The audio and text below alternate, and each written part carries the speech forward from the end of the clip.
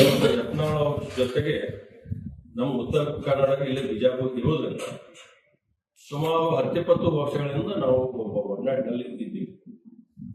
ಅವು ಮೊದಲು ದಳದಲ್ಲಿದ್ದವು, ಬಿಜೆಪಿ ಇದ್ದಾಗ ನಾವು ಕಾಂಗ್ರೆಸ್ ಇದ್ದವು, ಲೋಕಲ್ ಇಲ್ಲಿ ಕೂಡ ನಾವು ವೈಯಕ್ತಿಕವಾಗಿ ಅವ್ರ ಬಗ್ಗೆ ಟಚ್ ಇದ್ದಂತ. ಆಮೇಲೆ ನಾವು ಬಿಜೆಪಿ ಬಂದ್ಮೇಲೆ ಅವು ಬಿಜೆಪಿಯಲ್ಲಿ ಇದ್ದು ನಾವು ಬಹಳ ಖುಷಿ ಪಟ್ಟಿದ್ದೀವಿ. ಇವತ್ತು ಯತ್ನಾಳ್ ವೈಯಕ್ತಿಕ ಬಗ್ಗೆ ಅವನ್ನ ಭಾರತೀಯ ಜನತಾ ಪಕ್ಷ ಅಲ್ಲಿ ಏನು ನಿರ್ಣಯ ತಗೊಂಡು, ಯಾಕಂದ್ರೆ ನಾವು ಹೈಕಮಾಂಡ್ ಲೆವೆಲ್ ಅಲ್ಲಿ ನಮ್ಗೆ ಗೊತ್ತಿರೋದಿಲ್ಲ, ತಗೊಂಡು ಉಚ್ಚಾಟನೆ ಮಾಡಿದ್ದು ಕೂಡ ನಮಗೆ ನೋವು ತರಿಸಿದೆ. ಅದರಲ್ಲಿ ಎರಡು ಮಾತಿಲ್ಲ. ಯಾಕಂದ್ರೆ ಯತ್ನಾಳ್ ಅವರ ಬೆಂಬಲಿಗರು ಕೂಡ ನಮ್ಮ ಭಾಗದಲ್ಲಿ, ವಿಶೇಷವಾಗಿ ಉತ್ತರ ಕರ್ನಾಟಕದಲ್ಲಿ ಕೇವಲ ಪಂಚಮಸಾಲಿ ಅಷ್ಟೇ ಅಲ್ಲ, ಪಂಚಮಸಾಲಿ ಸಮಾಜ ಜೊತೆಗೆ ಹಿಂದುತ್ವ ಅನ್ನುವಂಥದ್ದು ಏನು ಒಂದು ಅವರಲ್ಲಿ ಮಾತಾಡ್ತಾರಲ್ಲ,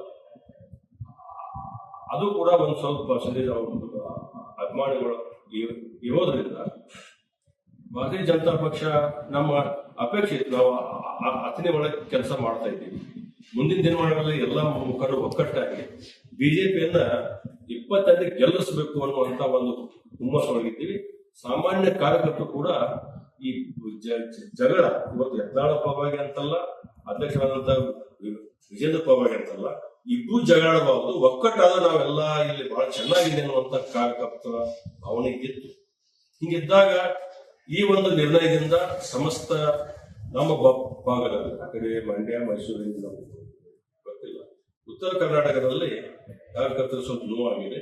ನಾನು ವೇದಿಕೆ ಮುಖಾಂತರ ವಿನಂತಿಯನ್ನು ಮಾಡಿಕೊಳ್ತೇನೆ, ಅದನ್ನ ಮತ್ತೊಮ್ಮೆ ಮರು ಪರಿಶೀಲನೆ ಮಾಡಬೇಕು ಅನ್ನುವಂಥದ್ದು. ಇದ್ರ ಜೊತೆಗೆ ನಾವು ಪಕ್ಷದಲ್ಲಿ ಇದ್ದಾಗ ಕೂಡ ನಾವು ಪಕ್ಷದ ಆದೇಶದ ಮೇರೆಗೆ ಪಕ್ಷವನ್ನು ಕಟ್ಟುವಂಥದ್ದಾಗಲಿ, ಪಕ್ಷದಿಂದ ಹಮ್ಮಿಕೊಂಡಂತಹ ಹಲವಾರು ಕಾರ್ಯಗಳನ್ನು ಕೂಡ ನಾವು ಮಾಡ್ತಾ ಇದ್ದೇವೆ. ಒಟ್ಟಿನಲ್ಲಿ ನಮ್ಮದಲ್ಲೇನೆ ಅದು ಗಂಡ ಹೆಂಡತಿ ಜಗಳ ನಡುವೆ ಕೂಸು ಬಡುವಾಯ್ತಂತಾರಲ್ಲ, ಅದಕ್ಕೆ ಅವಕಾಶ ಕೊಡದೆ ಅದನ್ನ ಮತ್ತೊಮ್ಮೆ ಮರು ಪರಿಶೀಲನೆ ಮಾಡಿ ಯತ್ನಾಳಲ್ಲಿ ಬ್ಲಡ್ ನಲ್ಲಿ ಅವರ ಆಚಾರ ವಿಚಾರದಲ್ಲಿ ಬಿಜೆಪಿ ತತ್ವ ಸಿದ್ಧಾಂತಗಳನ್ನ ಕಾಣಿಸುತ್ತೆ, ಅದನ್ನ ಮತ್ತೊಮ್ಮೆ ಸರಿಪಡಿಸಿಕೊಳ್ಬೇಕು ಅನ್ನುವಂತ ಒಂದು ಮನವಿ ಮೌಖಿಕವಾಗಿ ನಾವು ಕೇಳಿದ್ದೀವಿ. ಮ್ಯಾಗಿನ ಹೈಕಮಾಂಡ್ ಅವರು ಕೂಡ ಯತ್ನಾಳ್ ಅವರು ಸಾಕಷ್ಟು ಭಾವಿ ಒಂದು 4 ತಿಂಗಳು ಇಲ್ಲಿ ಮಾತಾಡಬೇಡ್ರಿ ಅಂತ ಅನ್ನುವಂಥದ್ದು ಕೂಡ ಕಲ್ಪನೆ ಕೊಟ್ಟಾಗ ಅವರು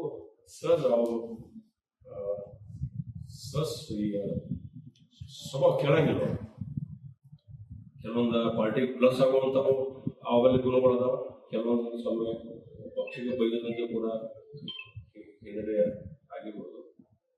ಒಟ್ಟಿನಲ್ಲಿ ನಾವೆಲ್ಲರೂ ನೋವಾಗಿದೆ, ಪಕ್ಷಕ್ಕೆ ವಿನಂತಿ ಮಾಡ್ಕೊಳ್ತೀವಿ, ಉಚ್ಚಾಟನೆ ಮಾಡಿದ್ದನ್ನ ಬಹು ಪಕ್ಷದಲ್ಲಿ ಮಾಡಬೇಕು ಅನ್ನುವಂಥದ್ದು.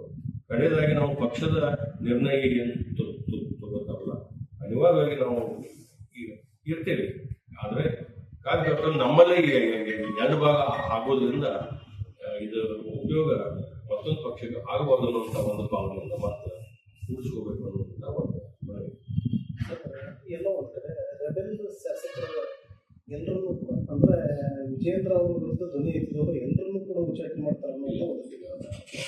ಆ ಲೆವೆಲ್ ನಾನು ಮಾತಾಡೋದು ನನಗೆ ಸೂಕ್ತ. ಯಾಕಂದ್ರೆ ಆ ಲೆವೆಲ್ ಮಾತಾಡಬೇಕಾದ್ರೆ ಒಂದು ಏನಾದರೂ ಅಧಿಕೃತವಾಗಿ ನಾನು ಇರಬೇಕಾದ್ರೆ ನಾನು ಒಬ್ಬ ಮಾಜಿ ಶಾಸಕ, ಅದನ್ನೇ ಇರ್ತೀನಿ.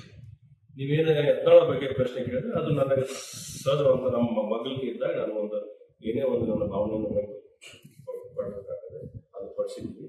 ಅಲ್ಲಿ ಲೆವೆಲ್ ಏನಾದ್ರೆ ನಾವು ಪಕ್ಷದ ನಿರ್ಣಯ ಇರ್ತದೆ, ಅದನ್ನ ನಾವು ಅದು ಹಾಗೆ ಹೀಗೆ ಅನ್ನುವಂಥ ಮಾತಾಡೋದು ಗೊತ್ತಿಲ್ಲದೆ ಮಾತಾಡ್ಬೋದು.